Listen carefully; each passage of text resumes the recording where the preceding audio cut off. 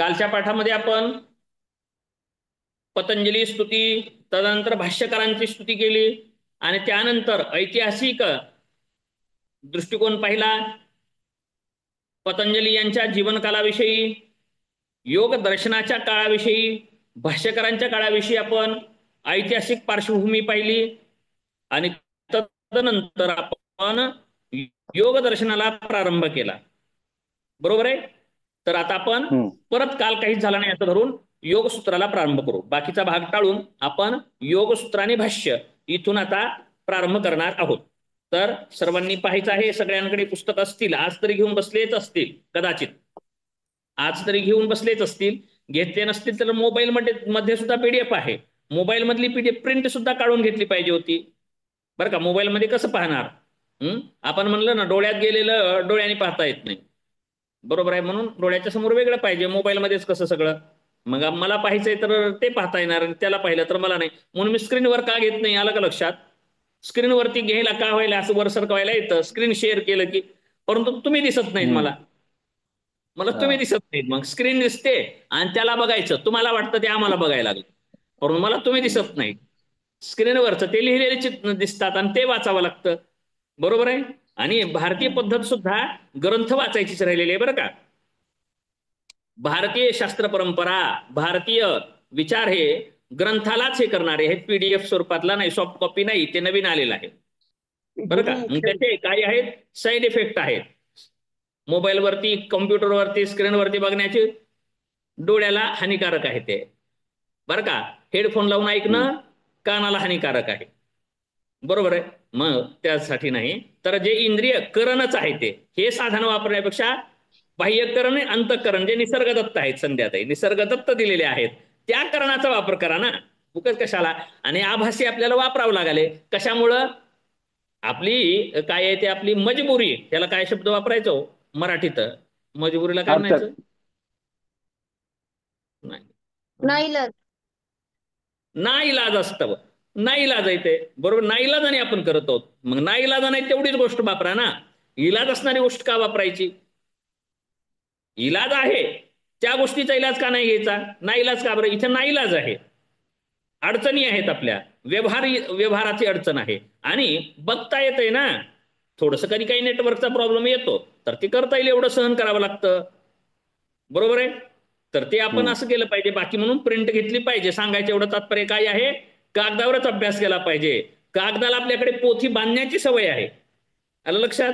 ग्रंथाला पोथी म्हणलं जातं. ग्रंथाला काय म्हणलं जातं? पोथी.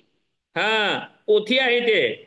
आणि योगदर्शनासाठी सर आपल्याला पोथीसारखा त्याचा उपयोग केला पाहिजे. जर त्याला आपण पोथी जर म्हणलात तर पतंजली येऊन सांगतील तुम्हाला, सांगण्याची गरज नाही. चिंता आपण नाही करायची, समजवायची. पूर्णपात्रे सरांना मी म्हणलं, ग्रंथाची चिंता आपण चिंता करायचीच नाही. ध्यान ठेवण्याची चिंता आपण करायचीच नाही, बरं का. चिंता त्यांनी करायची, बरं का. आपल्याला कसं न्यायचंय, बरोबर आहे. आपल्याला कसं समजावायचंय त्यांनी युक्ती करायची आहे. आपण फक्त बसायचंय, बघायचं. आपण साक्षी आहेत, काय होतंय ते पाहायचं. आपण काही करायचंच नाही, आपण फक्त पाहायचं आहे. असं केल्यास होईल. करण्याने त्रास होतो, पाहण्याने त्रास होत नाही सहसा, बरोबर आहे. त्यामुळं होत असतं. म्हणून हे भारतीय पद्धती आहे की ग्रंथांना आदर केला जातो, बरं का. ग्रंथाला देव समजलं जातं. म्हणून एक संप्रदाय आहे, गुरु ग्रंथ साहिब. ईश्वराच्या ठिकाणी ग्रंथालाच म्हणले गुरु मानियो ग्रंथ. 10 गुरु झाले, त्यानंतर त्यांनी म्हणले ग्रंथच आता गुरु माना, आता व्यक्तीला मान नका, लय अवघड आहे. नंतर अवघड व्हायला लागलं, कारण तत्वपूजक करत नाहीत आपण, व्यक्तिपूजकच होतो. काय करावं? गुरुला सुद्धा तत्व माना ना. गुरुला आकार मानला तर त्रास होत असतो.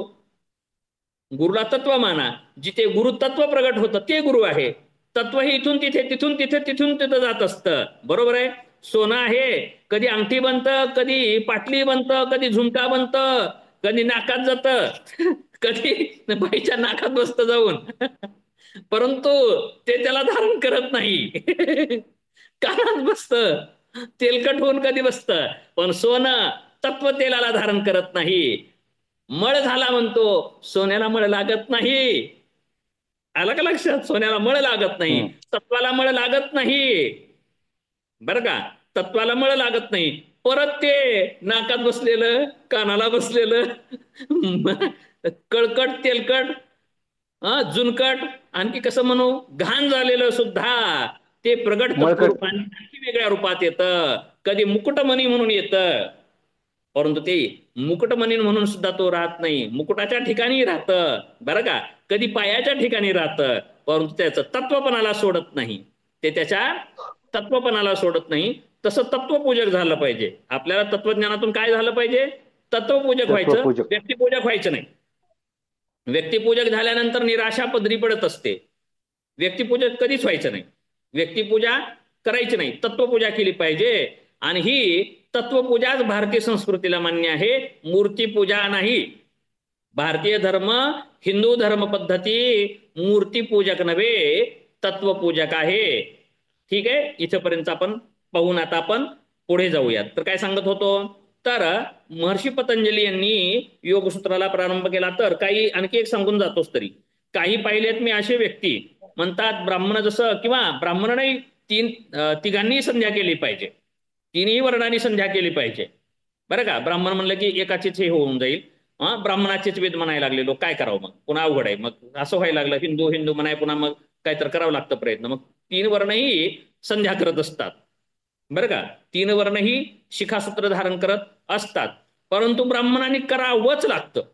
क्षत्रियांनी युद्धाच्या प्रसंगी ते सोडलं तरी माप आहे, वैश्यांनी सोडलं तर ठीक आहे, परंतु ब्राह्मणांनी बाकीचं करायचंच नाही ना, म्हणून त्यांनी त्रिकाल संध्या केलीच पाहिजे. त्या प्रकारे काय सांगत होतो मी, काही योगाचे अभ्यासक जे आहेत ते 2 ते 3 वेळा 195 सूत्र वाचतात असं म्हणले. मी म्हणलं असं का, तर म्हणे नाही नाही, जसं संध्या करतात निष्ठेनं संध्या करतात, तर आपण पण सूत्र वाचले पाहिजेत ना. योग सूत्र हे 195 आहेत बरं, अवघड नाही ना, मीमांसा दर्शनाचे लय आहेत, ते काही होत नाहीत आणि कळत पण नाही. मग योगसूत्र नुसतं वाचायचं, कधीतरी आपल्याला ज्ञान होईल म्हणून, कधीतरी आपल्याला ज्ञान होईल म्हणून आपण वाचायचं, कैवल्य कधीतरी प्राप्त होईल, सुरुवात तर करा. म्हणजे यासाठी काय करा म्हणलं मी, एवढं सांगतोय कशाला, आदर करण्यासाठी. जर पुस्तक घेणं शक्य नसेल तुमच्याने, कागदावर प्रिंट काढून घ्या, कागदाची झेरॉक्स सेंटरवरती जाऊन प्रिंट काढून घ्या, आणि ती प्रिंट वापरा, प्रिंटला व्यवस्थित ते पुस्तकात आकार द्या. परंतु ते तसं करण्यापेक्षा त्याचा आकार द्यायला 200-100 रुपये 150 रुपये सहज जातात, बरोबर आहे ना, झेरॉक्स काढायला. त्याच्याऐवजी 200 रुपयाचं पुस्तकच घ्या ना हो. काय हरकत आहे, आलं लक्षात. आणि मग ते पुस्तक जर आपण घेणार असाल तर सामान्य इथल्या लेखकाचं घेण्याऐवजी सूत्र आणि भाष्य एकत्रित असणारच घ्या, आलं लक्षात. कारण आपण योगाचार्य आहोत, तर योग दर्शनच नाही तसला योगाचार्य कसला, बरोबर आहे. योगाचार्य कसला, ज्याला योग दर्शनच माहित नाही तो कसला योगाचार्य, मग नावाचा आचार्य झाला.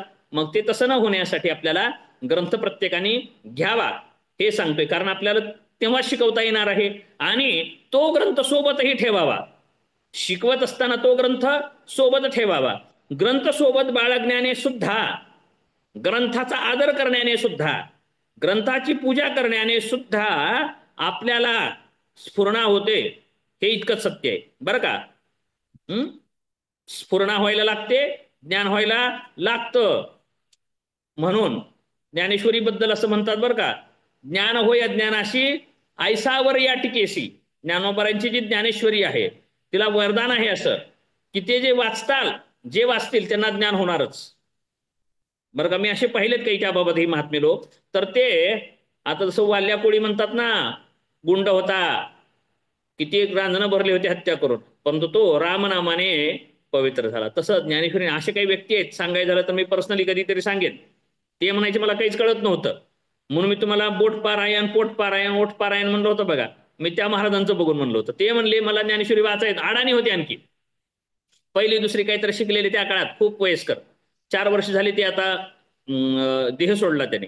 तर ते सांगायचे ज्ञानेश्वरी काहीच कळायची नाही, मग अगोदर करायचे पोट पारायण म्हणे, सगळ्याबरोबर जेवण करायचं, मग ज्ञानेश्वरी पुढे बसायचं.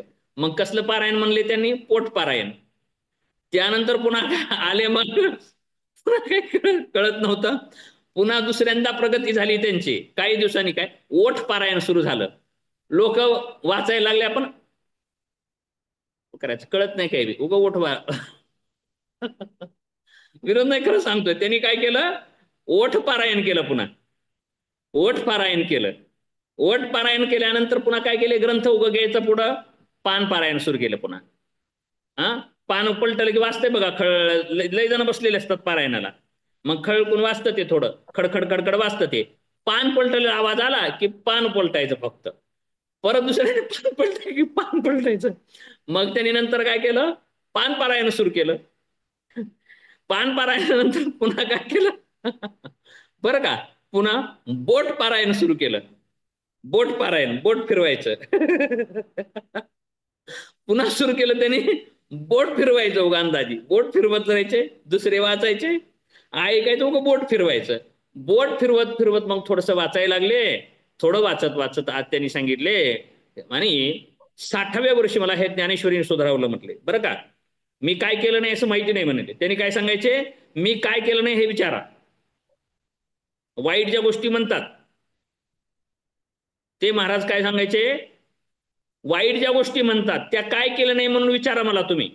म्हणजे आता मी काय काय केलंय सांगायला गेलं तर वेळ लागेल, असं म्हणले महाराज. काय म्हणले, मी काय काय केलं हे सांगायला गेल्यावर काय होईल, अवघड होईल, काय काय सांगत बसावं लागेल. मग तुम्ही म्हणा उदाहरण, हे केलंय का, मग मी सांगेन तेही केलंय, असं सापडणार नाही, एवढं वाईट वागलोय म्हणे मी.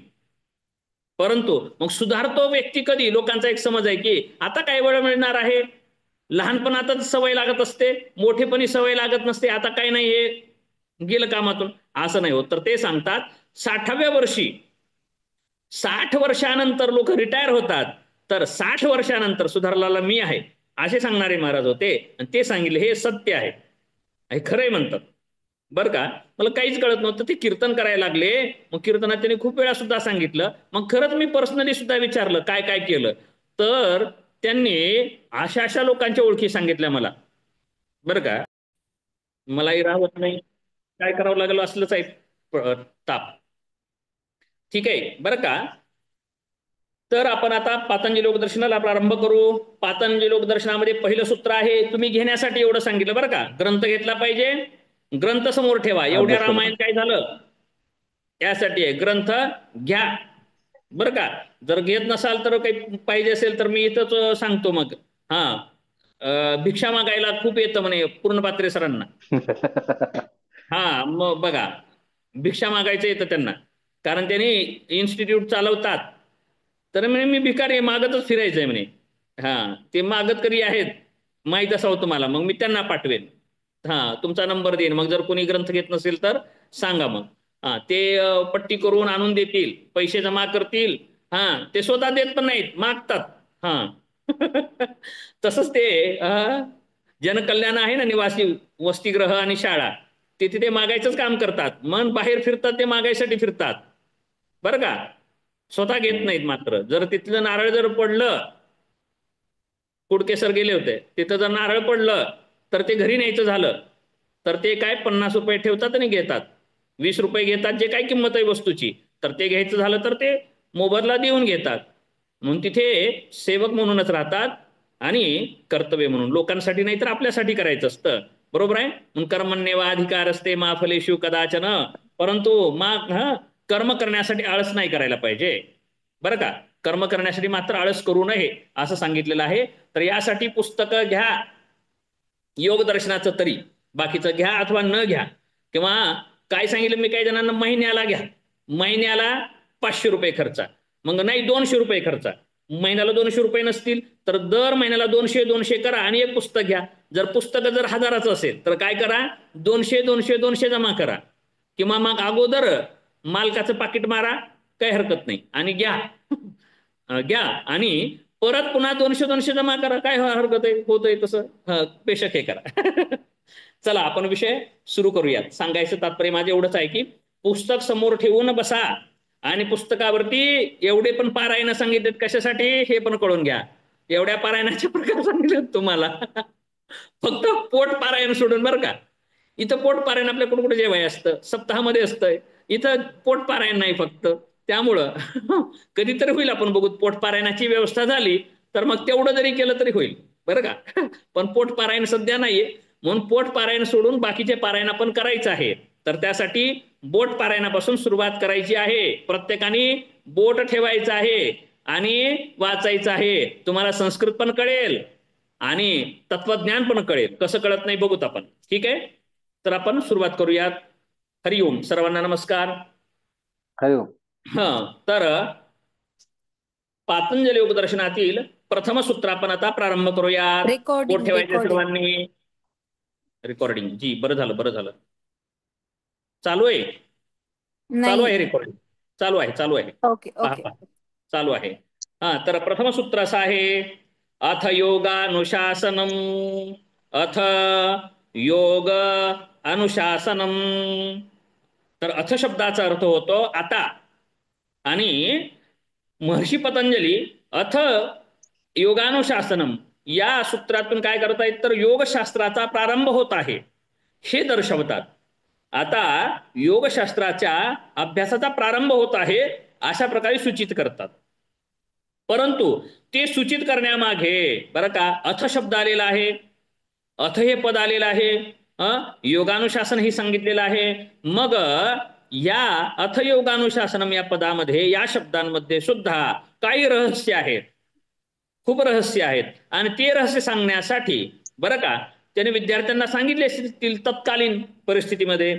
परंतु भाष्यकार जे व्यास महाराज आहेत त्यांनी मात्र अथ योगानुशासनम या सूत्राचा विस्तार केला आणि त्याचं भाष्य केलं, त्याचं स्पष्टीकरण केलं. त्याच्या आजूबाजूला अलीकडे पलीकडे पूर्ण परिक्रमा करून बरं का पुटी देऊन स्पष्टीकरण केलं आणि ते भाष्यात आपण पाहणार आहोत आता. तर त्यात काय सांगत आहेत, अथैत्यम अधिकारार्थ, म्हणजे अथ इत्ययम अधिकारार्थ योगानुशासनम शास्त्रम अधिकृतम वेदितव्यम.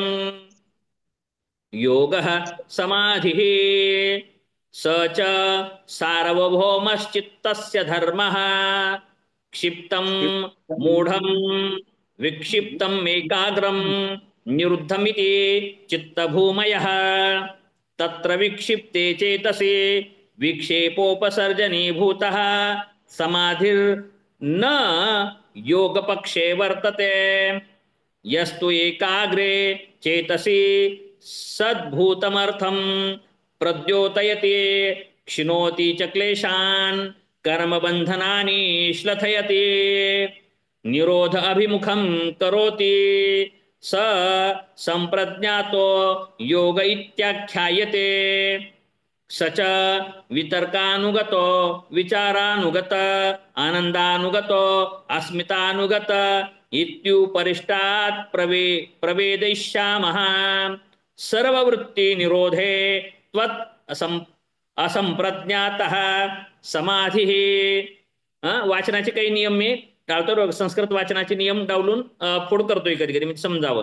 तिथं त्वत् संप्रज्ञातः समाधी असं आहे, असंप्रज्ञात मी म्हटलं, त्याचा विग्रह करून खूप ठिकाणी वाचलेला आहे, तर समजावं म्हणून. ठीक आहे, तर आता या भाष्याचा अर्थ पाहूयात आपण बरं का. या भाष्याचा अर्थ असा आहे, अथ शब्द हा अधिकारासाठी वापरलेला आहे. अथ हा शब्द आपण काल बोललोय म्हणून फास्ट घेतोय. अथ हा शब्द, कोण अथ शब्द कुठे आलेला आहे, अथ योगानुशासन. बरं का, ज्यांनी कॅमेरा बंद केलाय त्यांच्यासाठी सांगतोय. योगसूत्र जे आहे पहिलं अथ योगानुशासनम, त्यातील पदाचा अर्थ सांगत आहेत व्यास महाराज. काय सांगतात, तर अथ हे पद कशासाठी आलेलं आहे, तर अधिकार सांगण्यासाठी आलेलं आहे. म्हणजे म्हणले आता हे केलं का, केलं, ते केलं का, केलं, मग आता हे करा, अशा अर्थानं आला. हे झालं का, ते झालं का, हा मग चला आता सुट्टी झाली तुमची.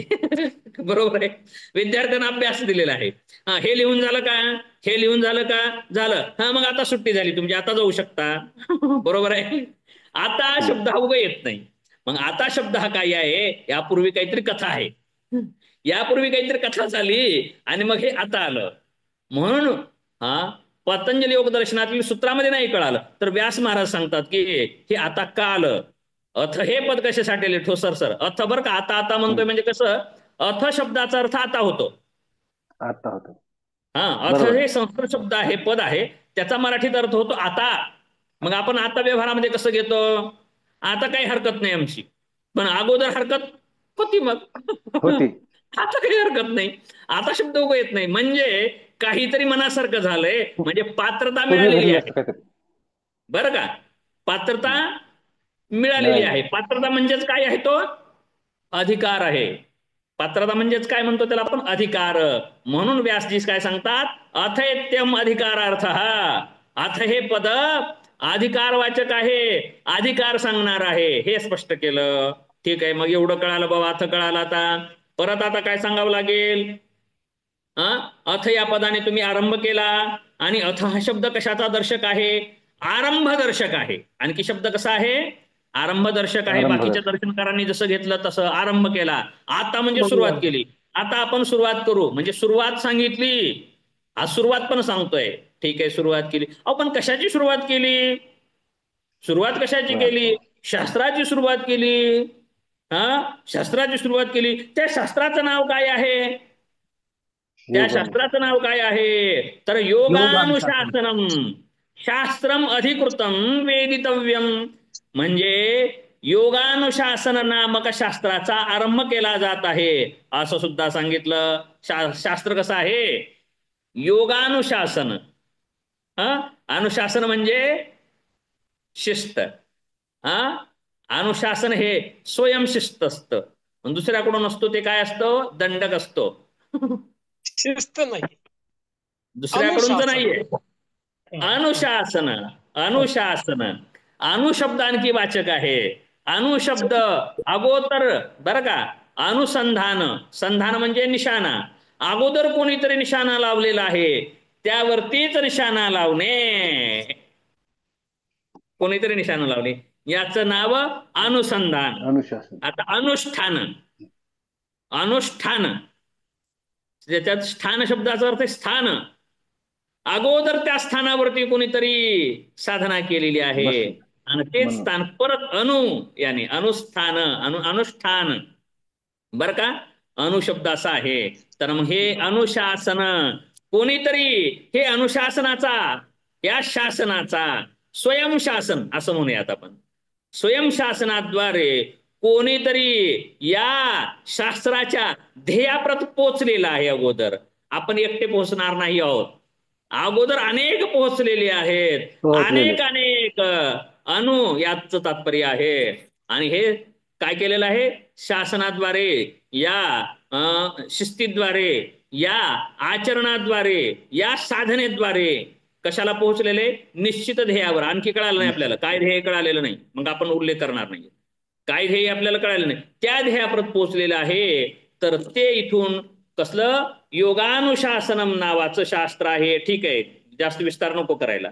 मग ठीक आहे, योगानुशासन म्हणलंय, पण योग काय आहे सांगावं लागेल. तर यासाठी व्यासजी सांगतात, योग समाधी. समाधीला योग म्हणतात, समाधीलाच योग म्हणतात, बरं का? म्हणजे समाधीला योग म्हणलेला आहे हे सांगितलं.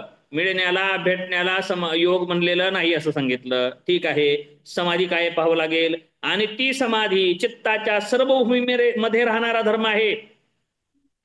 ही समाधी काय आहे?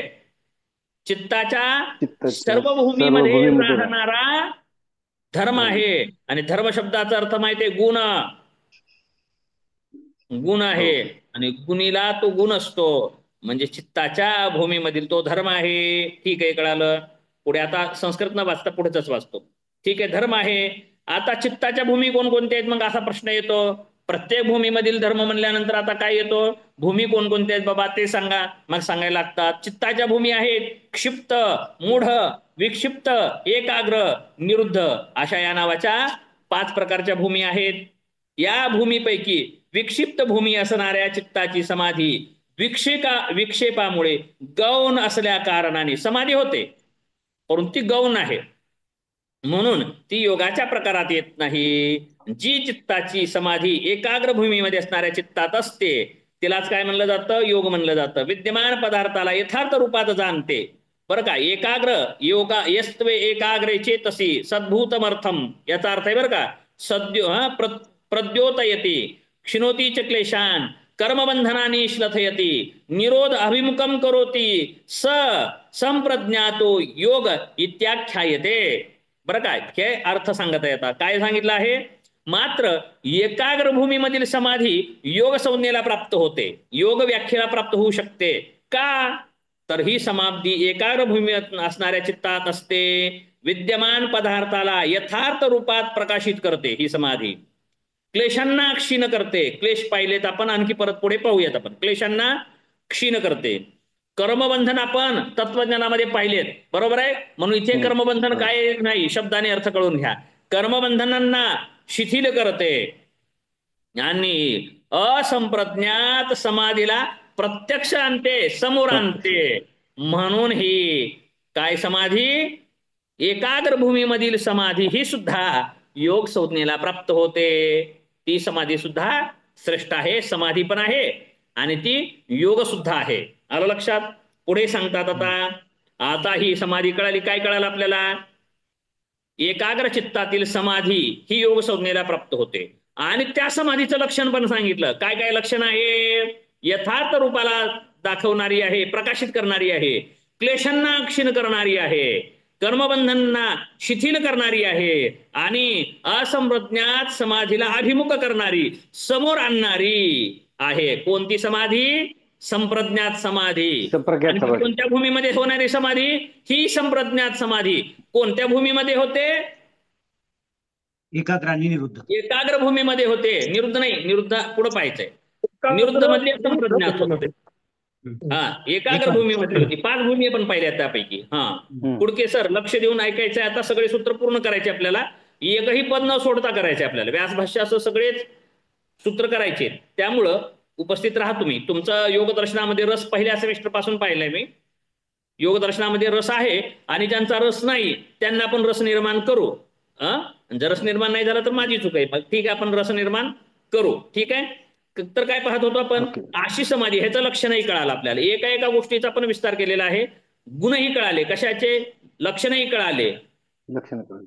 कशाचे, आपल्या संप्रज्ञात समाधीचे, एकाग्र भूमीमध्ये होणाऱ्या समाधीचे. आता काय पाहायचंय, ह्या एकाग्र भूमिकेमध्ये, एकाग्र भूमीमध्ये होणाऱ्या कोणत्या समाधीचे, संप्रज्ञात समाधीचे. एकाग्र भूमीमध्ये होणारी समाधी संप्रज्ञात. आता त्याचे प्रकार पाहूया. आता काय पाहायचंय, प्रकार पाहायचे. स्पष्ट करतोय मी, तुकडे तुकडे करून सांगतोय. त्यामुळं न कळण्यासारखं नाही.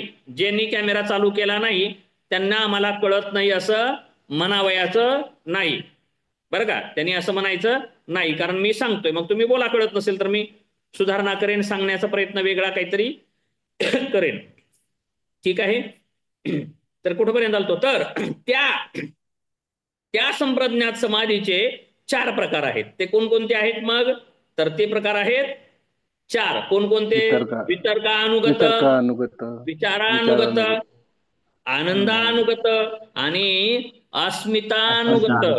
अनुगत आहे, अनुगत आहेत. अनुगत म्हणजे अधीन आहेत, आलंबन घेणारी आहेत, आधार घेतलेले आहेत. आधार घेतलेला कसला असतो, काय म्हणावं, कुणावरती अवलंबित असतो, परावलंबी. परावलंबी किंवा आलंबन घेतलेला आहे, आधार घेतलेला आहे. कशाचा, म्हणून ही परिपूर्ण अत्यंत शेवटची समाधी ठरते का, नाही. तर ही अलीकडचं पाऊल असेल. आलं लक्षात. मग हेही कळेल आपल्याला. आलंबन शब्दाचंही पुढे कोणी कोणी विचारतं, आलंबन कशाला म्हणायचं. आलंबन ही कळालं इथे तुम्हाला. आणि म्हणून हे 4 आलंबन असणारी, अनुगत असणारी, कशाच्या अनुगत असणारी, वितर्काच्या अनुगत असणारी समाधी संप्रज्ञात समाधी अंतर्गत येते. संप्रज्ञाचे प्रकार, संप्रज्ञात समाधी कुठली, एकाग्रमधील, पासीसर, एकाग्र भूमीमधील समाधी संप्रज्ञात. त्या एकाग्र भूमीमधील जे संप्रज्ञात समाधी आहे त्याचे प्रकार 4 आहेत. तर त्याचे प्रकार हे उत्तरोत्तर पुढे करत जाऊयात. कसे कसे, वितर्क अनुगत, वितर्कही घेता येतो, वितर्काद्वारे सुद्धा समाधी प्राप्त करता येते, वितर्कानुगत समाधी आहे. त्यानंतर पुन्हा विचारानुगत, विचार अनुगत म्हणजे विचाराचं आलंबन घेणारी समाधी आहे, विचारानुगत आहे. त्यानंतर आनंदानुगत, आनंदाचं आलंबन घेणारी समाधी आहे. मग काहीच आलंबन राहिलं, शेवटची समाधी याची संप्रज्ञात मधील सगळ्यात उत्तम समाधी काय असेल, संप्रज्ञात मधील, तर अस्मितानुगत असेल. अस्मी म्हणजे असणे, अस्मी म्हणजे असणे, असणे म्हणजे काय, अहंकार. असणे म्हणजे काय, असण्याची जाणीव. मग मी आताच सांगितलं मी, असण्याची जाणीव सुद्धा पुरुष तत्वाच्या असण्याची नाही, आणखी नाही, अहंकाराद्वारे आहे. अस्मी कशाद्वारे आहे? सुरुवातीला आपण अर्धा तास घातला याच्यावरती. अस्मी बुद्धीतून अहंकार, बरं का. अस्मितानुगत म्हणजे अहंकारानुगत म्हणा ना समजण्यासाठी. अहंकारानुगत आहे, बरोबर आहे. म्हणजे अहंकारामध्ये मग अस्मितानुगत ही सुद्धा अहंकारामध्ये किंवा बुद्धीमध्ये प्रतिबिंबित होतं कोणतं चैतन्य? पुरुष चैतन्य. परंतु ते चित्तामध्ये सुद्धा चैतन्य प्रकाशित होतं, परंतु ती चित्त चैतन्य आहे. ते कोणतं चैतन्य आहे? चित्त चैतन्य, भाषित चैतन्य. जड चैतन्य सुद्धा म्हणलं तर चालेल. जड चैतन्य थोडं चुकीचं झालं, 4 वाकाकडे गेल्यासारखं होईल. नाही काय म्हणतो आपलं? चित्त चैतन्य आहे, चित्त चैतन्य आहे. आणि त्याचा सुद्धा आधार घेतला जातो. म्हणून चित्त चैतन्य पाहिलं आपण. काय काय पाहिलं होतं? चित्त चैतन्य, आणखी कोणतं सांगितलं होतं? बुद्धी चैतन्य, साक्षी चैतन्य, पुरुष चैतन्य, जीव चैतन्य, ईश्वर चैतन्य आणि ब्रह्मचैतन्य पाहिलं. मग चैतन्य हा आत्मा नव्हे, चैतन्य हा गुण आहे. आणि गुण हा गुणीला धरून असतो, गुण हा गुणीच असतो, बरं का. गुणाने गुणीला जाणायचं असतं, बरं का. गुणी मुख्य असतो, गुण त्याचा असतो, लक्षण हे त्याचं असतं. गुणीचं लक्षण हा गुण असतो. मग चेतन हा गुण आहे, हे आपण तिथे पाहिलं होतं. आणि तो गुण कुणाचा आहे? योग दर्शनात. आता आपण ते अगोदर उपनिषदासाठी झालता विषय, त्यामुळे आपण पाहिलं होतं तिथे. तर आता आपण कशासाठी पाहतो? ते योग दर्शनामध्ये. मग इथं चैतन्य पुरुष चैतन्य म्हणायचे, ब्रह्मचैतन्य आणि ईश्वर चैतन्य असं म्हणायचं नाही आपल्याला. आपल्याला काय म्हणायचं? पुरुष चैतन्य जे आहे ते भाषित झालं, बरं का. आणि मग ते हेच आहे वाटायला लागलं. म्हणजे आपल्याला असणेपणाची जाणीव आहे ते अज्ञानाचीच आहे, ते सुद्धा अहंकारामुळे आहे. म्हणून असणेपणाची जाणीव हे सुद्धा एक इंद्रिय आहे, ते सुद्धा एक साधन आहे, ते सुद्धा एक करण आहे. म्हणून त्याला म्हणतात अंतःकरण. त्यामुळे असणेपणाची जाणीव हे आत्म्याची जाणीव नव्हे, मग अहंकाराचा आत्मा ठरतो. मग त्याच्या अगोदर चित्तच आत्मा ठरतो. मग हे आपल्याला कैवल्यपदामध्ये पाहायचंय पुढे. तर ठीक आहे, आपण हे याचा अर्थ पाहिला. आता कुठपर्यंत पाहिलं? हे 4 प्रकारची समाधी: वितर्कानुगत, विचारानुगत, आनंदानुगत आणि अस्मितानुगत समाधी. कोणती समाधी आहे ही 4 प्रकारची? संप्रज्ञात समाधीचे 4 प्रकार आहेत. त्यात सुद्धा वरची घेता येईल आपल्याला. त्याच्यावरची क्रम दिलाय असा. आलं लक्षात? त्याचे सुद्धा क्रम करता येतील. मग आता यानंतर काय सांगितलं? ही संप्रज्ञात समाधी 4 प्रकारची असते, बरोबर आहे. ती कोणत्या भूमीमध्ये असते? एकाग्र भूमीमध्ये असते. त्याचे परिणाम काय आहेत? याचे लक्षण काय आहेत? किंवा काय लाभ देणारी आहे? तर काय काय आहे? प्रकाशित करणारी, प्रद्योतयते, कर्मबंधनाने स्थयते, निरोध अभिमुखम करोती. निरोधाकडे म्हणजेच असंप्रज्ञात समाधीकडे अभिमुख करणारी, अग्रेसर करणारी, पाठवून देणारी, तिकडे ढकलणारी आहे. म्हणजे अगोदरची स्थिती आहे ते पुढे ढकलणारी आहे. म्हणून ही सुद्धा समाधी उपकारक आहे, बरोबर आहे. परंतु इथे ठीक आहे, पुढे पाहूयात आपण, येईल. ठीक आहे. मग आता कळालं आपल्याला, संप्रज्ञात समाधी एकाग्र भूमीमध्ये होते, परंतु ती अंतिम समाधी नाही. अंतिम समाधी नाही. आणि महर्षी पतंजली यांना ही अपेक्षित असलेली समाधी नाही, बरोबर आहे. ही असलेली समाधी पतंजलींना अपेक्षित नाही. तर कसली समाधी अपेक्षित आहे? तर सर्व वृत्ती निरोधे त्वत् असंप्रज्ञातः समाधी ही अपेक्षित आहे समाधी. आणि बरं का, ही समाधी अपेक्षित आहे. म्हणजे जी संप्रज्ञात समाधी ज्या समाधीकडे अभिमुख करते, ही जी समाधी या समाधीकडे होते, ती समाधी अपेक्षित आहे, बरं का. एकाग्र अवस्थेतील नाहीये, बरं का. एकाग्र अवस्थेतील काय आहे? सहाय्य आहे, सहाय्यक आहे, परंतु अंतिम नव्हे. बरं का. काय आहे? साखरपुडा झालाय, लग्न झालं नाही अजून. साखरपुडा झालाय, आणखी काय हळद लागली आहे, लग्न होईपर्यंत आहे ना. पण लग्न झालं आता निश्चिंतीने आता निश्चिंत झालंय. मग ती कुठं निश्चिंतता असेल? तर ते असंप्रज्ञात मध्ये असेल, तिथे काहीच नसेल. आलं का लक्षात? मग ही समाधी तिकडे पाठवणारी समाधी आहे. मग हीच पतंजलींना अपेक्षित आहे. यासाठी सांगतात सर्व वृत्ती निरोधे त्वत असंप्रज्ञात समाधी ही. आणि ही आता काय केली मग? ही प्रस्तावना केली कशाची? पुढील सूत्राची. कोणत्या सूत्राची? पतंजलीची व्याख्या करणार आहेत. महर्षी पतंजली जी व्याख्या करणार आहेत त्याची. बरं का? आता पतंजली म्हणावंच लागणार आहे, व्यासांची म्हणावंच लागणार आहे. बरं का? आता त्यामुळे एकेरी उल्लेख केला असं काही म्हणायचं नसतं, सुरुवातीला करायचं असतं. कारण आपण पुन्हा तर तो ते म्हणलं जातं. आपण भाषेमध्ये माहिती आहे सर्वनाम वापरत असतो. कशाऐवजी? हो. नामाऐवजी. नामाऐवजी येणाऱ्या पदाला सर्वनाम म्हणतात. सर्वनाम. का बरं त्याची गरज पडते? कारण प्रत्येक वेळेस जर मी शब्द आपण कोणी म्हणायला लागलो, पूर्णपात्रे सरांनी असं म्हणलं, पूर्णपात्रे सर असे आहेत, पूर्णपात्रे सर असं, पूर्णपात्रे कितीदा येईल मग? ते चांगलं वाटतं का? पुनरावृत्ती टाळण्यासाठी सर्वनामाचा उपयोग केला भाषा शिक्षक आहे तिथे, योजनाताई शिक्षक आहेत. मग ते पुनरावृत्ती परत परत टाळण्यासाठी सर्वनाम घ्यावं लागतं ते म्हणलं की मग कोणते तर अगोदर ज्याच्यासाठी नाव घेतलं होतं ते. मग तसं म्हणण्याऐवजी मग कधी मग आदरार्थी वाचायचं झालं तर लय अवघड आहे, खूप अवघड आहे. आता याबाबत सांगितलं असतं कधीतरी पाहेन मी. खूप जण लोक अडवतात, तो काय करावं? कुठं अडवतात ते सांगेन मी नंतर, आठवण करून देईन, पुन्हा सांगेन कधीतरी. ठीक आहे? तर असं होऊ नये बरं का, असं समजू नये. आदरच आहे आपल्याला बरं का, महर्षी पतंजलीच म्हणतोय, परंतु प्रत्येक वेळेस म्हणता येणार नाही. मग सूत्रकार म्हणू, कधी सूत्र म्हणू आपण. सूत्रात म्हणलं की पतंजलींचे सूत्र असतील आणि भाष्यात म्हणलं की व्यासांचे असतील. असं आपल्याला 4 सेमिस्टर पर्यंत करायचंय आता, उरली 4थ्या सेमिस्टर पर्यंत. त्यामुळे समजून घ्या बरं का, सूत्र आणि भाष्य याला समजून घ्यायचं आहे. तर भाष्यकारांनी काय केलं मग? नाव कशाला घ्यायचं उगा एकेरी घेण्यापेक्षा भाष्यकार म्हणून ते आपण.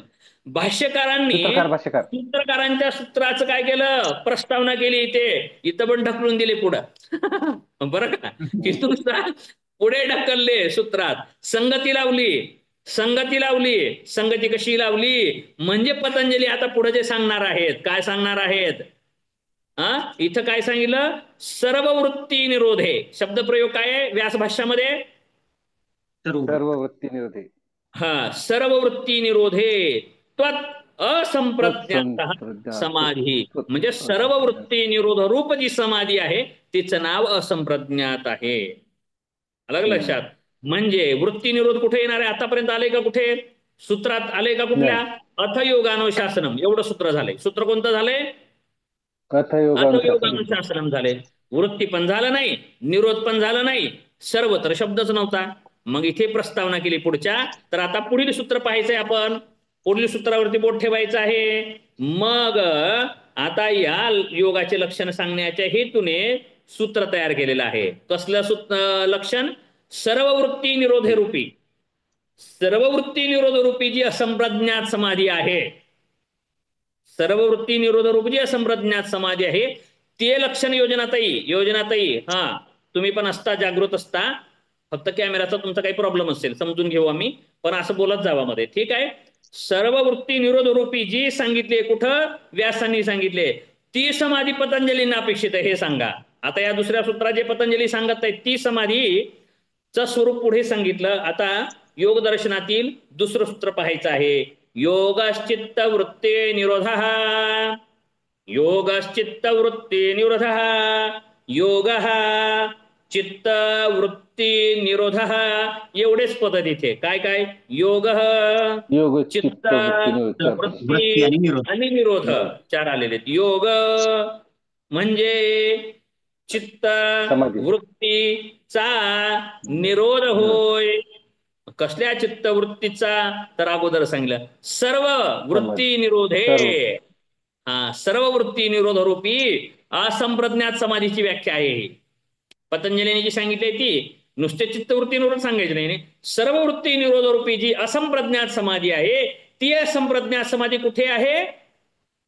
योगश चित्तवृत्ती निरोध. म्हणजे पतंजलींना ही अंतिम समाधीच अपेक्षित आहे. याबाबत थोडस विस्तार आपण पाहूया. कसा आहे विस्तार?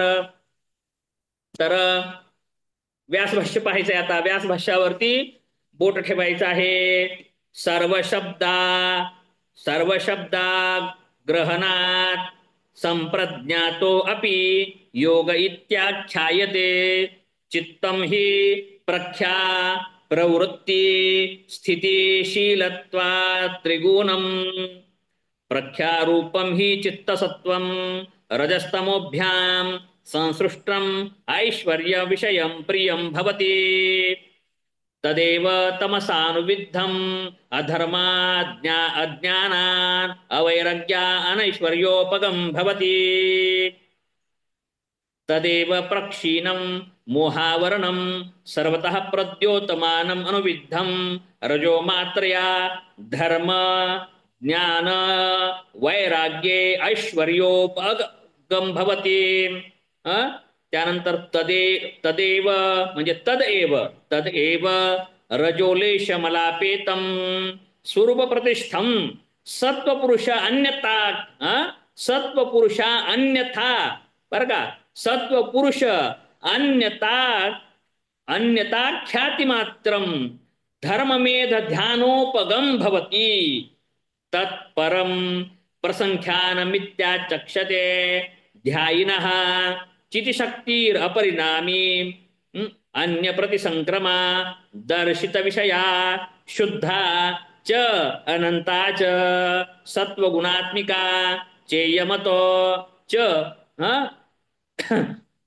चेयमतो विपरीता विवेक ख्यातिर इति अतस्तस्यां विरक्तं चित्तं तामपि ख्यातिं निरुन्ति तदवस्थं संस्कारोपगम भवति स निर्बीजः समाधिः न तत्र किंचित संप्रज्ञायत इत्यसंप्रज्ञातः द्विविधः स योगश्चित्तवृत्ती निरोध इति। ठीक आहे, खूप पोथी वाचल्याने वाटलं आता. ठीक आहे, पारायणच केलं ना. पण काय म्हणलंय मी, अर्थ नकोळे आपण पारायण केलं. आता हे काय केलं आपण, पारायण केलं. आता समजून घेऊयात. समजावणार अर्थ आहेच ना, परंतु वाचता पण येईल ना. म्हणजे मी काय म्हणतोय, हे आपण समजण्यासाठी नाही सांगत मी. एवढा प्रयत्न कशासाठी करतोय, तुम्हाला समजवता येण्यासाठी आहे. एम ए योगशास्त्र शिकण्यासाठी नाहीये, शिकवण्यासाठी आहे. शिकवण्यासाठी, बरोबर आहे. मग तुम्ही योगासन शिकवणार, आपलं योगा शिकवणार, ध्यान शिकवणार, बरोबर, आसन प्राणायाम बंध मुद्रा शिकवणार. मग तसं आपल्याला काय शिकवता आलं पाहिजे, योग दर्शन सुद्धा शिकवता यावं यासाठीच मी सांगत आहे. हे मी असं का करतोय, शिकवण्यासाठीच करतोय. मग तुम्ही अर्थच वाचावा असं नाही, भाष्यानुसार आहे. मग भाष्य वाचा म्हणलं तर अवघड जाऊ नये यासाठी मी हे वाचत आहे. असंच वाचा तुम्ही पण, तुम्ही सुद्धा असंच वाचा. असंच शिकवलंय म्हणून असंच वाचा आणि असंच सुद्धा सांगू शकता. ठीक आहे, समजून घेतल्यानंतर आपापल्याला सांगता येईल. ठीक आहे, तर आता आपण अर्थ पाहूया त्याचा. आता सूत्रात काय सांगितलेलं आहे, सर्व शब्द ग्रहणात, सर्व शब्दात. आता अर्थ पण वाचा, अर्थावर सुद्धा बोर्ड ठेवा आणि त्यानंतर आपण विस्तार करूया, त्याचा विश्लेषण करूयात, प्रश्नोत्तर करून आपण थांबूयात. जे सूत्रात सांगितलेलं आहे, सूत्रात सर्व शब्दाचे ग्रहण न झाल्यामुळे, सूत्रामध्ये काय झालेलं आहे, सर्व शब्दाचं ग्रहण आहे का, सर्व चित्तवृत्ती निरोध नाही म्हणलं, सर्व शब्दाचा प्रयोग केलेला नाही. म्हणून सूत्रात सर्व शब्दाचे ग्रहण न झाल्यामुळे संप्रज्ञात समाधी ही योगच म्हणविली जाते. सूत्रामध्ये सर्व शब्दाचा नाही, म्हणजे संप्रज्ञात समाधी सर्व वृत्ती निरोध होत नसतो, असा अर्थ आपल्याला लक्षण करता येतं. बरं का, संप्रज्ञात मध्ये सर्व वृत्तीचा निरोध होत नसतो, तर असंप्रज्ञात मध्ये होत असतो. हे इथून आपल्याला कळालं, सांगण्यातून कळालं ना. म्हणजे सूत्रकारांना योग चित्तवृत्ती निरोध, चित्तवृत्तीचा निरोध म्हणजे योग म्हणलाय, म्हणजे दोनही समाधी मान्य आहेत त्यांना. सूत्रकारांना म्हणजे पतंजलींना दोन समाधी मान्य आहेत, संप्रज्ञात पण आणि असंप्रज्ञात पण. कारण त्यांनी सर्व वृत्ती मानलेलं नाही. परंतु भाष्यकारांनी मात्र याचं विश्लेषण केलं, सर्व वृत्ती निरोध आणि मग भेद पण केला. सर्व वृत्ती निरोधामध्ये असंप्रज्ञात आणि सर्व वृत्ती निरोध होत नाही तिथे संप्रज्ञात. संप्रज्ञात हे एकाग्र भूमीमध्ये होते, हे पण सांगितलं. संप्रज्ञात हे एकाग्र भूमीमध्ये सुद्धा होतं असं सांगितलेलं आहे. म्हणून पतंजलींना काय अपेक्षित आहे हे सुद्धा व्यासांनी सांगितलं. पतंजलींना काय अपेक्षित आहे, व्यासांनी सांगितलेलं आहे. ठीक आहे, मग दोन्ही सांगितलेले. आता सांगतात चित्त कसलं आहे, चित्त हे कसं आहे तर प्रकाशशील, गतिशील, स्थितिशील अशा 3 प्रकारचे आहे. यासाठी ते त्रिगुणात्मक आहे. हे पण आपल्याला माहिती झालंय, कारण तत्वज्ञान चांगलं झालंय, ठोसरसर आहे. संध्या पाटील मॅडम नाही येत, आता तुम्हालाच पाहावं लागेल. तत्वज्ञान तुम्हाला माहिती आहे का बरं आहे हो असं त्रिगुणात्मक आहे? हा पासी सर पण सांगू शकतो, कोणी पण सांगा, असं काही नाही. का बरं आहे? सत्व रज ते तम त्याच्यामुळे सर. त्या गुणाने प्रकृतीपासून प्रकृतीचे गुण आहेत झालेलं. आणि हा त्या प्रकृतीपासून गुणापासून झालेला रज आहे. प्रकृतीचे गुण आणि आहेत. प्रकृती कशी आहे? त्रिगुणात्मक आहे. त्रिगुणात्मक त्रिगुणात्मक आहे. आणि सत्व रज इथं तम 3 गुण गुण सांगितले नाहीत, पण सत्व रजतम सांगाय नाही. इथे काय सांगितलं? कुडके सर सांगतील आता. गुणाचे गतिशील आणि हा स्थितिशील. हा गुणाचे गुण सांगितले तिथे. इथे काय सांगितलं? गुणाचे गुण सांगितलेत. आणि गुणाचे गुण गुणानं गुणी सांगितले. कळतो. आपण काय हा. पाहिलंय? गुणाने गुणगुणी. गुणीला पाहायचं असतं. धर्माने धर्मीला पाहायचं असतं. तसं आपण इथं गुण काय आहे सांगितले? प्रकाशशील. कोण आहे? सत्व. सत सत सत्वगुण सांगितला. गतिशील रज. रजोगुण. स्थितिशील रज. तम.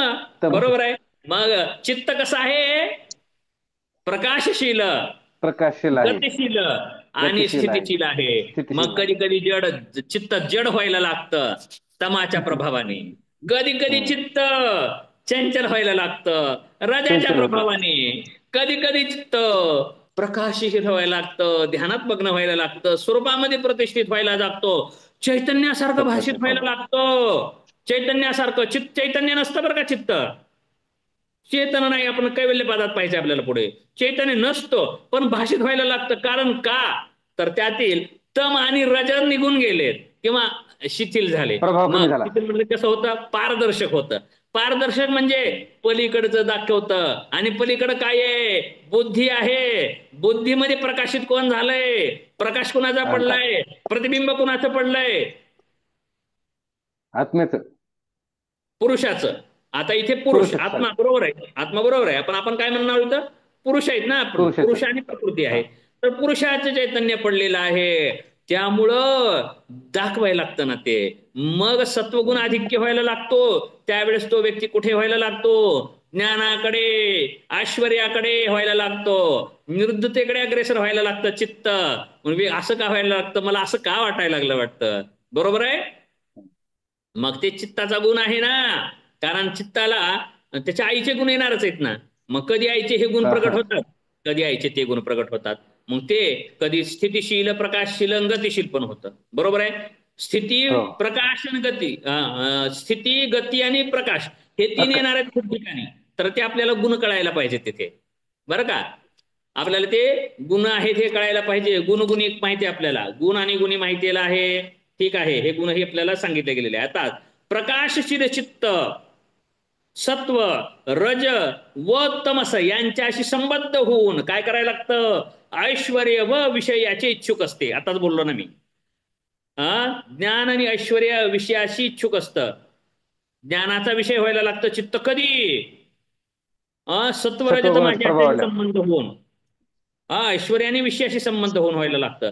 तेच आता सत्व. आता तेच चित्त काय होतं? सत्व व तमसकडून बंधित झाल्यास, तेच चित्त सत्व आणि तमसाकडून बंधित झाल्याने कळायला लागतं अधर्म, अज्ञान आणि वैराग्यहीनतेला, म्हणजेच ऐश्वर्यहीनतेला. ऐश्वर्य म्हणजे श्रीमंती म्हणू नका बरं का. ऐश्वर्य सांगितलेत मी. 6 प्रकारचे ऐश्वर्य आहेत. षडगुण ऐश्वर्य म्हणतात. पूर्णपात्रे सर आले होते. षडगुण ऐश्वर्य काय आहेत? नाही माहिती. पूर्णपात्रे सर लक्षात नाही. नाही लक्षात नाही. सांगा एकदा लिहून घेतो आम्ही. सांगितलंय ना.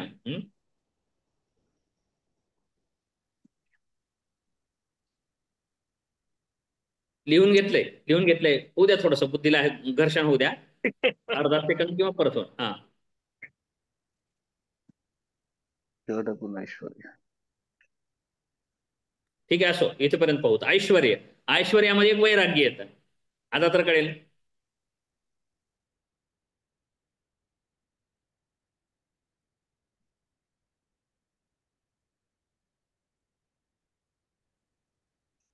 ठीक आहे. आठवा पुन्हा. भगवान षडगुण ऐश्वर्य संपन्न असतो. आणखी सांगतो, आणखी क्लू देतो. भगवान का बरं नाव प्राप्त झालं का? त्याचे षडभाग झालेले आहेत. कोणकोणते? 6 भाग. मग त्याला म्हणायचं षडगुण ऐश्वर्य संपन्न असतो. तो भगवान संज्ञेला प्राप्त होतो. ईश्वराकडे षडगुण आहेत ऐश्वर्याचे, तर ते 6 गुण आहेत, तर ते ऐश्वर्याचे. तर अवैराग्य सांगायचे, वैराग्यहीनतेला. चला, विषय होता माझा काय, वैराग्य काय आहे सांगितलं का सर? वैराग्य हे ऐश्वर्य आहे. वैराग्य म्हणजे भिकारपणा नव्हे. नाही. पैशाच्या मागे लागलेले भिकारी आहेत, दरिद्री आहेत. ज्ञान आणि विकास. वैराग्य ऐश्वर्य. वैराग्यमेवा भयम, नीतिसूत्र आहे बघा, नीतिशतकम आहे कुडके सरांकडे, आणि वैराग्य शतक आहे, तिथे पहा. रोगे भोगे रोग भयम, कुले च्युती भयम, काये कृतांतात भयम, सर्वं वस्तु भयान्वितम भुवि नृणाम, वैराग्यमेवा भयम, असं सांगितलंय. वैराग्यच एक अभय आहे. मग हे वैराग्य हे ऐश्वर्य आहे. आणि वैराग्य कधी प्रकट होतं? सत्व प्रधान असतो त्यावेळेस, आणि सत्व नसतो, तम ज्याशी संलग्न असतो, सत्व आणि तम होतो, त्यावेळेस काय होतं? अधर्म. जर आपली प्रवृत्ती अधर्मात व्हायला लागली, तमाचं आधिक्य झालं, म्हणून आपण काय सांगतो? कांदा खायचा नाही, लसूण खायचं नाही, वांग खायचं नाही, हे खायचं नाही, ते खायचं नाही, मांस खायचं नाही, मद्य प्यायचं नाही. काय व्हायला लागतं? असं म्हणतात खूप जण. योगी पण आहेत आता, मांस मद्य पिऊन आहेत योगी. आता काय करावं लागेल? अधर्म होतो, कारण तमगुणाचं आधिक्य होतं. बरोबर आहे. मग असं का वाटायला लागलं? त्या आधिक्याने ते तमाचा प्रभाव वाढणार आहे बुद्धीवरती. आपल्याला वाटतं सत्य हेच आहे, परंतु अधर्मामध्येच आपली रुची व्हायला लागते. म्हणून साधक खात नाहीत. हे का? तर आहारामध्ये सुद्धा आपण पाहिले गुण पाहिलेत. कशामध्ये? दगड, धोंडे, माती, सगळं पाहिलं ना, हवा, पाणी होतात ना सांख्य दर्शनाच्या वेळेस. सगळ्यामध्ये गुण आहेत. तसं पदार्थामध्ये ठोसरसर गुण आहेत. मग जे पदार्थ अधिक खाऊ, तर त्या पदार्थाचा गुण येतो. ह्याच्यावरती कोणी रिसर्च करा, विद्यार्थ्यांवरती प्रयोग करा. 60 विद्यार्थ्यांना असा आहार टाळा, 3 महिने आहारामध्ये हे बंद करा आणि हाच आहार द्या, आणि बघा प्रयोग करून. तमोगुणाचा आहार देऊनच पहा आणि प्रयोग करून पहा. पासी सर, बरं का, आयुर्वेदाचे तुम्ही हे प्रयोग करून पहा, बरं का, व्यक्तीवर प्रयोग करून पहा. आणखी काय काय मग तमाच्या आधिक्याने काय व्हायला लागतं सांगितलं. सूत्र आहे सर आयुर्वेदात त्याच्याशी संबंधित सूत्र आहे. सर्वदा सर्व भावानां सामान्य वृद्धी कारणम. मध्ये सामान्य गुणाचे दिले गेले, तर शरीरात जे गुण आहे त्याचे सामान्य गुण वाढणार. म्हणजे पृथ्वीचं म्हणजे मांस खाल्लं तर मांसतत्व वाढणार, त्याच्या व्यतिरिक्त त्याचे तामसिक गुण पण वाढणार. हो, ठीक आहे. म्हणून तर काय सांगत होतो आता आपण? करणारे. आवाज कमी येतोय तुमचा, कळत नाही तेवढं स्पष्ट मला तरी, आवाज येत नाही. ठीक आहे. सो म्हणजे तामसिक पदार्थ खाल्ल्याने शरीरातले तामसिक गुण वाढणारच. हे सर्वदा सर्व भावानां सामान्य वृद्धी कारणम ह्या सूत्रात सांगितलेलं आहे सर. जी जी जी, हो. तर मग आता काय सांगितलं? बंधित झाल्यास तमसाकडून काय व्हायला लागतं? अधर्म. धर्म नाही, तो विपरीत जायला लागतं. अधर्म का वाढलाय? आहाराचा गुण आहे पूर्णपात्रे सर, बरं का, तुम्हाला लक्ष करून सांगतोय. म्हणजे जर असे कुठं प्रगट होत असतील गुण, तर आहार तिथे समाविष्ट आहे, बरं का. त्यानंतर अज्ञान तमामुळे व्हायला लागतं. परत पुन्हा वैराग्यहीनता. जर वैराग्यहीनता म्हणजे काय? भोग लालसा. जर भोगाकडे प्रवृत्त व्हायला लागला, तर त्याला कारण काय आहे? आहार. बरं का, गुणाचा आधिक्य शरीरामध्ये. आणखी नुसत्या आहाराने नाही बघ का, आहार शब्दाचा अर्थ निव्वळ आहाराचा तात्पर्य नुसतं जेवण नाही बरं का. आहारयंती इति आहार, ते आयुर्वेदामध्येच कुठं तर सूत्र आहे. आहारयंती इति आहार, आहारयंती, बरं का, आतमध्ये घेतलं जातं तो आहार आहे. मग आपण एक जीभ इत्यादीद्वारे चव घेतो, आहार नाही घेत. जिभेद्वारे चव घेतो, चवेचा आहार झाला, बरं का. परत अन्ननलिकेद्वारे इकडे काय घेतो? आहार, अन्न घेतो, बरं का. परत जठर फिटर काय काय कुठं कुठं काय काय शोषतो, रस घेतो, कुठं कुठे कुठे रक्त घेतो, बरं का. कुणाचा आहार काय आहे, कुणाचा आहार काय आहे, वेगवेगळा आहार आहे. कुठं गेलो की असा आहार घेतला जातो. परंतु बुद्धीचा आहार, डोळ्याचा आहार, कानाचा आहार, कानाचा, डोळ्याचा, त्वचेचा, नासिका मार्गाचा सुद्धा आहार असतो. आणि या आहाराने सुद्धा काय व्हायला लागतं? परत बुद्धीचा आहार, बुद्धीचा विचार, चिंतन काय करायला लागलो, त्याचा सुद्धा आपल्या व्यवहारावरती प्रभाव होतो. जर भोग लालसा वाढत असतील, भोगासक्ती वाढत असेल, तर हे गुण आहेत, बरं का. ठीक आहे. वैराग्यहीनतेला प्राप्त होतो आणि ऐश्वर्यहीनतेला सुद्धा प्राप्त होतो. कधी? तमसाकडून बंधित झाल्यानंतर आता तेच तमसा गुण प्रभाव झाला. आता तेच चित्त, आता तेच चित्त काय झालं, चित्सत्व क्षीण मोहावरण असलेले बनते व सर्व बाजूंनी प्रकाशित रजोमात्राशी संबद्ध होऊन काय व्हायला लागतं, धर्म ज्ञान वैराग्य व ऐश्वर्य यांना प्राप्त व्हायला लागतं. आता तेच चित्त बरं का, आता तेच चित्त म्हणजे चित्सत्व म्हणलंय बरं का, चित्ताचं सत्व रजोगुण मात्रारूपी तेच, आता तेच म्हणजे ते चित्त बरं का, आता तेच चित्त वेगवेगळ्या गुणाशी संलग्न झालं. रजोगुण मात्रारूपी मलापासून, आता रजोगुणाचा मलाने काय होतं, मलापासून पृथक होऊन, पृथक होऊन आपल्या शुद्ध पृथक होऊन सात्विक रूपात प्रतिष्ठित होऊन बुद्धी व पुरुष यांच्या पृथकतेच्या ज्ञानाने युक्त होऊन काय व्हायला लागतं, बुद्धी आणि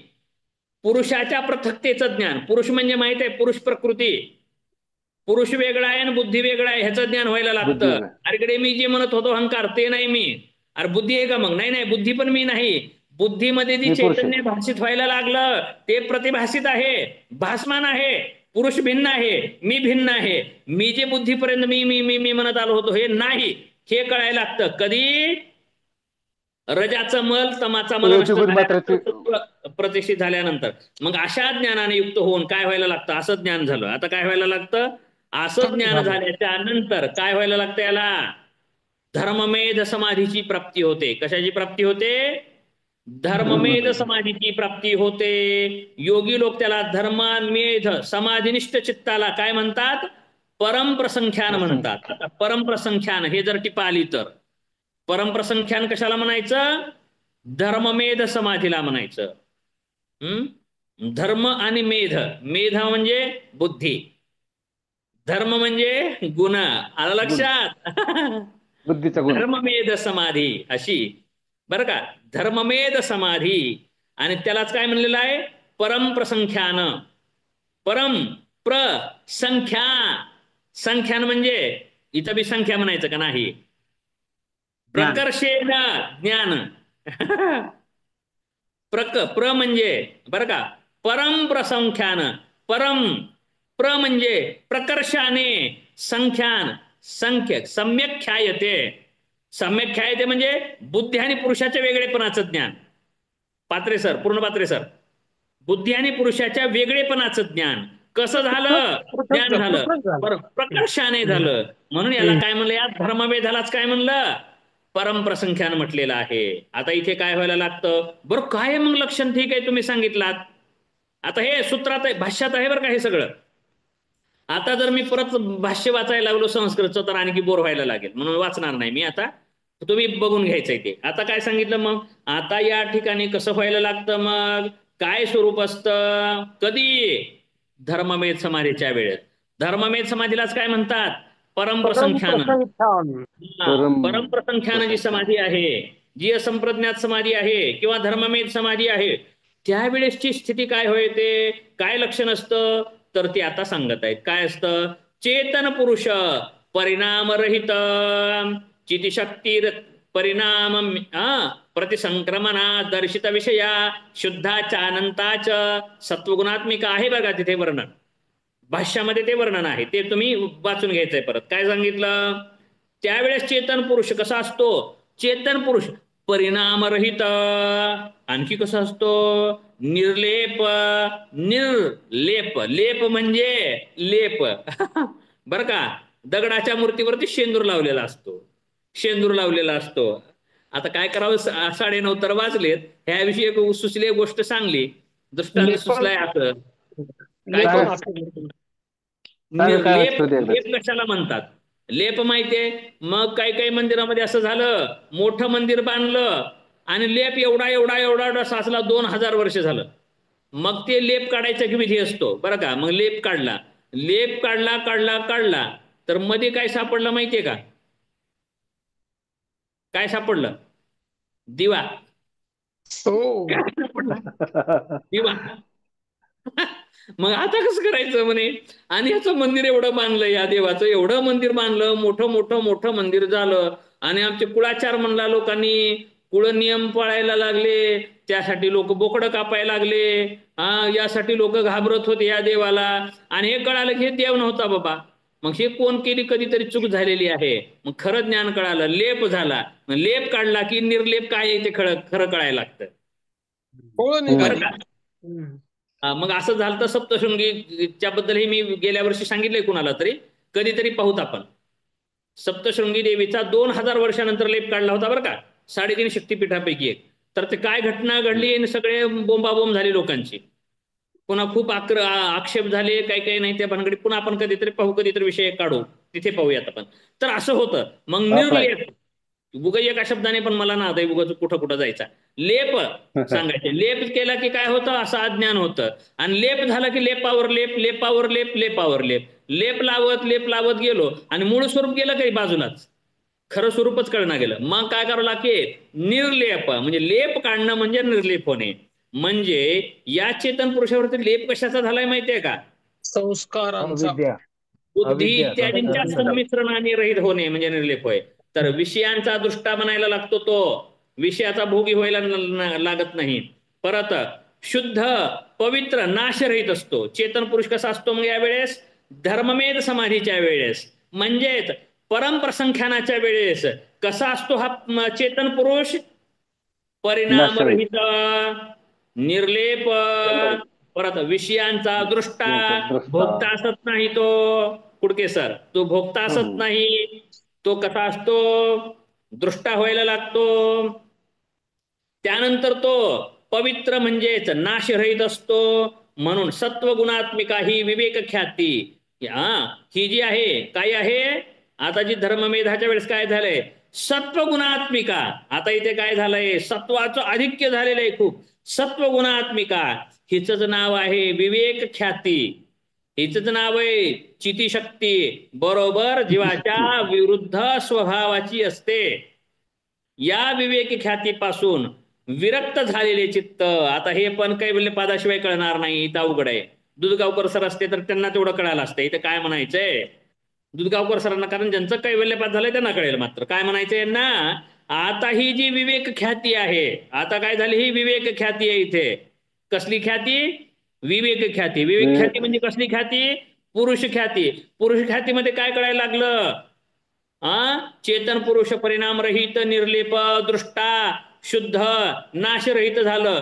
ही काय झाली, चितिशक्ती. हीच काय झाली, विवेक ख्याती. आता जीवात्म्याच्या विरुद्ध स्वभावाची असते. हे सुद्धा काय आहे, जीवात्म्याच्या म्हणजे पुरुषाच्या विरोधी स्वभावाची आहे सर. मग आता काय व्हायला लागेल, हे चांगलं आहे का नाही, चांगलं तर ठेवावं लागेल का. तर या विवेक ख्यातीचं सुद्धा विरक्त होतो, वैराग्य येतं. आता काय झालं, आता या विवेक ख्यातीचं सुद्धा वैराग्य आलं, विषयांचं वैराग्य. आता ह्या ज्ञानाचंही वैराग्य आलं आणि ज्ञान सुद्धा सुटतं.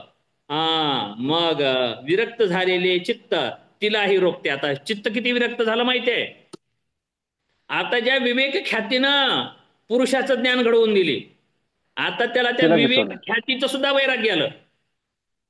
बरं का, ज्या काट्याने पायात मोडलेला काटा काढलाय, पायात काटा मोडला होता वाटेने चालत असताना, तो काटा काढला आपण, परंतु तो काटा काढला, अरे हे किती चांगला आहे, किती चांगला आहे काटा, नाही. आता म्हणले नाही नाही बेटा हे चांगलं आहे, हे पण कधी तर त्रास देईल, खिशात ठेवणार चालणार नाही.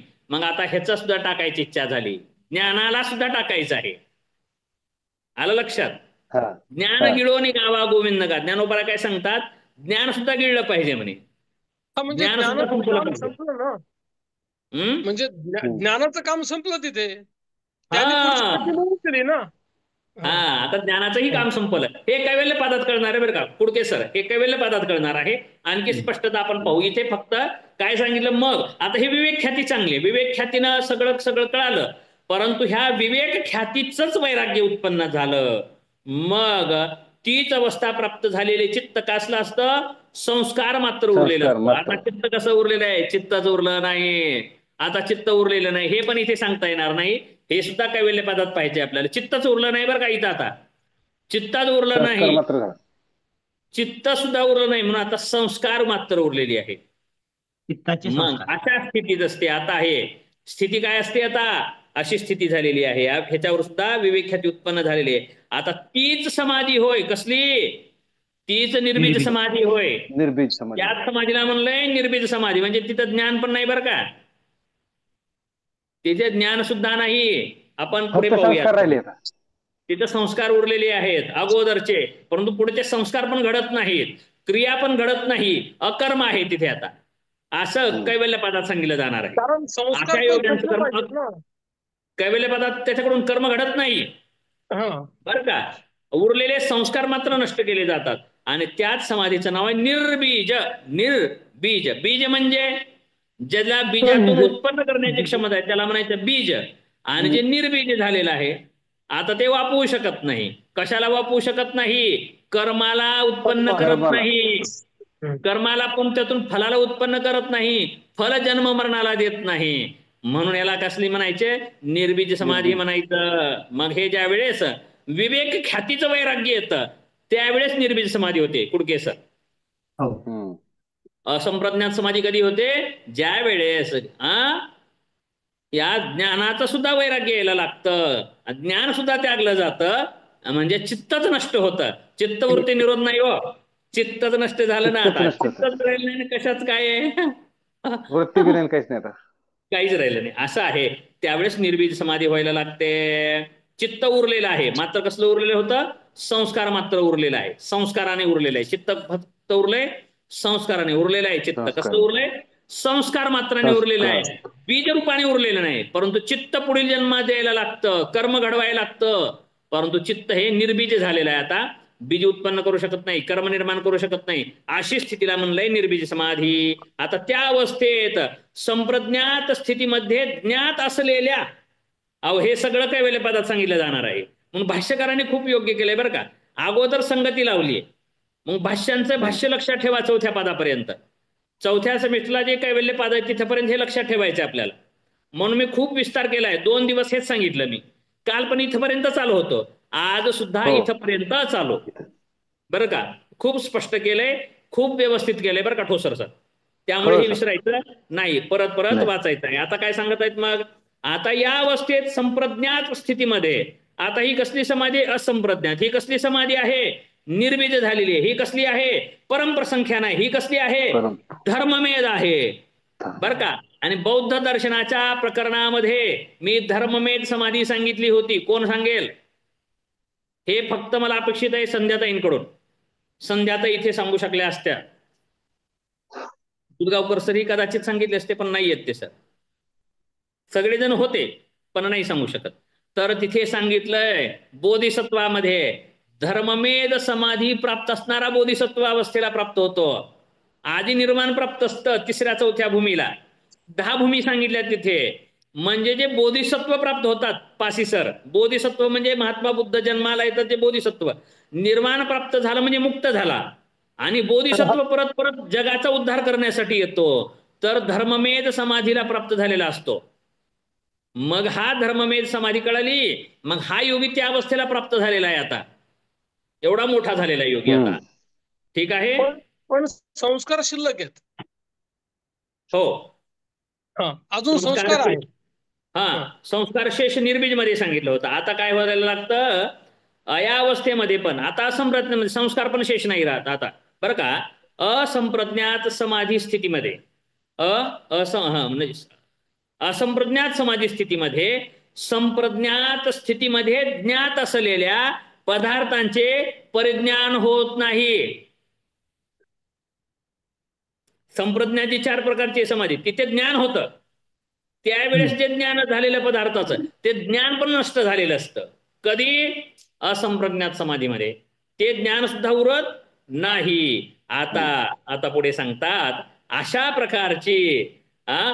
प्रकारे चित्तवृत्ती निरोध रूपी योग 2 प्रकारचा असतो. म्हणजे पतंजलीने अपेक्षित 2 योग प्रकारचा योग आहे असं संगती लावली. योग चित्तवृत्ती निरोध, हे सूत्राचं एवढं विस्तार भाष्यकारांनी केला. सूत्राचा विस्तार भाष्यकारांनी एवढा लांबलचक केला. कसा केला? काय काय सांगितलं लक्षात असू द्या बरं का. भाष्यकारांनी किती प्रयत्न केलाय, सूत्रकारांनी काय सांगितलं?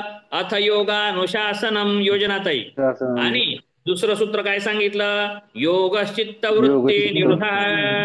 योग म्हणजे चित्तवृत्तीचा निरोध होय. एवढंच वाक्य. आता काय याच्यामध्ये कळालं? आपण तेच घोळत घोळत घोळत घोळत ते सांगायला लागलो, असं सांगायला लागलो. परंतु किती विस्तार केलेला आहे. धर्ममेध समाधी, परमप्रसंख्यानं, त्यावेळेसची स्थिती, त्यानंतर विवेक ख्यातीवरचं वैराग्य, त्यानंतर निर्बीज समाधी, निर्बीज समाधीमध्ये, असंप्रज्ञात समाधीमध्ये, संप्रज्ञात समाधीतील ज्ञान सुद्धा राहत नाही, पदार्थांचं ज्ञान सुद्धा राहत नाही. आता अशी समाधी असंप्रज्ञातच अपेक्षित आहे. हे मुख्य समाधी आहे. परंतु पतंजलींना सुरुवातच केली असं की सर्व वृत्ती निरोध म्हणलेलं नाहीये. सूत्रकारांनी सर्व शब्दाचा प्रयोग केलेला नाही. म्हणून सूत्रकारांना 2 प्रकारचा योग अपेक्षित आहे. सूत्रकारांना 2 प्रकारचा योग अपेक्षित आहे. योग चित्तवृत्ती निरोधः. या सूत्रामध्ये 2 प्रकारचा योग अपेक्षित आहे. आणि तो 2 प्रकारचा योग म्हणजे काय असेल? संप्रज्ञात आणि असंप्रज्ञात. परंतु तो आता काही सूत्रात येणार नाही. तो कधी येईल आपल्याला? 12, 13, 14व्या सूत्रानंतर येईल आपल्याला. संप्रज्ञात असंप्रज्ञात हे प्रकार येतील. 17, 18व्या सूत्रात आहे कदाचित. तेथे आपल्याला येईल. तर आपण त्या ठिकाणी ते पाहूयात. तर आपले सूत्र किती झालेत? 2 सूत्र झाले आणि 2 सूत्रांचं भाष्य झालेलं आहे. म्हणून खूप वेळ लागतो. मला वाटलं 5-5 सूत्र घेतो. नाही, एक पण घडत नाही एका दिवशी. आता उद्या मात्र ऍक्युरेट यालाच सुरू करायचं, व्यवस्थित लगेच सुरू करायचं. 3ऱ्या सूत्रालाच जायचं लगेचच. आणि बघा आता 3ऱ्या सूत्राला भाष्य 1 ओळीच आहे. बघा बरं आता पुस्तक पालटून पहा. 1च ओळ आहे. त्यानंतर 4थ्या सूत्राला बघा 3 ओळीच आहे. हा, त्यानंतर बघा 5व्या सूत्राला बघा थोडंच आहे, एवढं मोठं नाही. पुन्हा 6व्याला तर भाष्यच केलं नाही. 6व्याला भाष्याचीच गरज पडली नाही. भाष्यकारांनी काय नाही तर नावं सांगितलेत फक्त, काय संकल्पनाच नाहीत. त्यानंतर 7व्या सूत्राला मोठं केलं. का मोठं केलं? कारण प्रमाण सांगायचे म्हणून. प्रमाण सांगितले. 3 प्रमाण सांगायचे विस्तारपूर्वक तिथे. जे भाष्य सूत्रकारांनी सांगायचे ते सांगितलं. पुन्हा विपर्यायाला थोडंच सांगितलं. असं सांगत सांगत थोडं थोडं थोडं थोडं होत जातो. पुन्हा कधी आवश्यक आहे तिथे जास्त सांगतात, कधी आवश्यक नाही तिथे कमी सांगतात. बरं का? कारण अगोदर जास्त सांगितलेलं असतं त्या कारणाने. म्हणून आपल्याला सूत्रकार आणि भाष्यकारांना सोबत घेऊन म्हणजे सोबत ठेवून, आपल्याला समोर ठेवून, म्हणजे ग्रंथांना ग्रंथरूपाने सूत्रकार आणि भाष्यकारांना आपण पाहायचंय.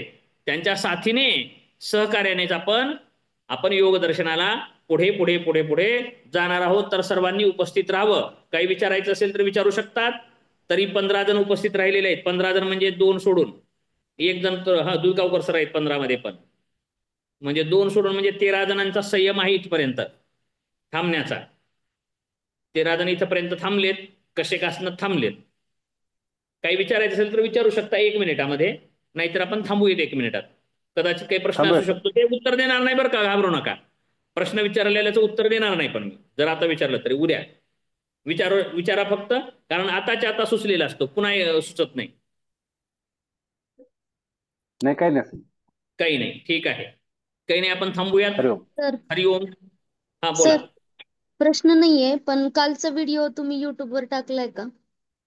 टाकला होता, तो कट करायला लावला मी. कारण हे सूत्र आजपासून व्यवस्थित सूत्र घेतलेत. आजचे सूत्र सर्व घेतले, बरोबर आहे ना? कालच्यापेक्षा आज व्यवस्थित घेतले. काल म्हणलंही होतं. काल थोडं इतिहास. थांबा, स्टॉप करतो रेकॉर्डिंग.